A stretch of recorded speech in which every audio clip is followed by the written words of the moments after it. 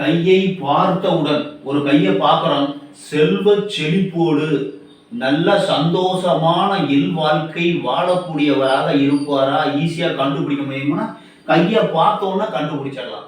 முக்கியமான ரேகைகளான இருதய ரேகை, உத்தி ரேகை, ஆயுள் ரேகை, சூரிய ரேகை, விதி ரேகை இருந்து ஒரு மீன் சின்னம் நம்ம கையில எந்த இடத்துல இருந்தாலும் மீன் மாதிரி ஒரு அமைப்பு இருந்துருச்சுன்னா காரிய சித்தி, காரிய வெற்றி, நல்ல இன்பமான வாழ்க்கை, மிக பெரும் செல்வம், செல்வ செழிப்போடு சந்தோஷமான இல்லற வாழ்க்கை நடத்தக்கூடிய ஒரு அமைப்பு.